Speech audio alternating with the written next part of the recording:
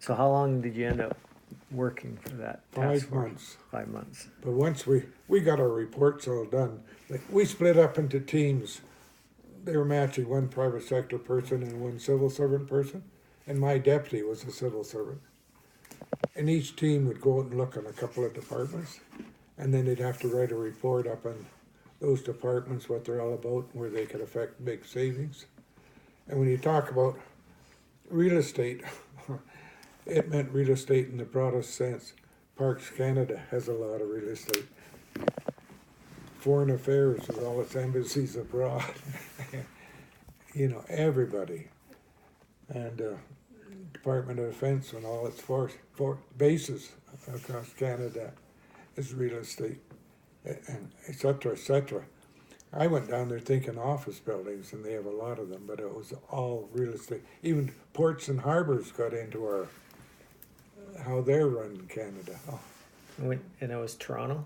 Eh? Where was it at? Ottawa. Ottawa. And they provided an apartment for me where I lived. And when I was down there, when we were writing the report, I was down there, about 3-4 weeks. I used to come home every week on a Friday night and go back Sunday night. And I stayed down there for about 3 or 4 weeks straight. When we were writing the report, and Grandma came down and visited me for a week in the apartment that I had. Gotta go to Ottawa. And we got the report written, and that's it. And there's copies of it in my files back there. And did they do anything about it, or? Yeah. As far as cost cutting go, we recommended they add a bureau. Mm-hmm. What happens is every department would use whatever, their lands, their buildings, their offices, and look at it as theirs.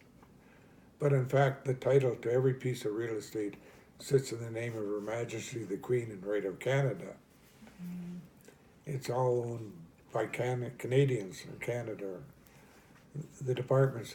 So we recommended they set up and the inventory of real estate, whatever it was kept within the Department of Public Works and some little department. And do you know how it was organized? By riding. Political, so everybody could know what's in their riding. And that's where they So we recommend they set up this little bureau that would take under control all the properties, and then recognize that agriculture was using these properties, and the armed forces were using these properties, so on.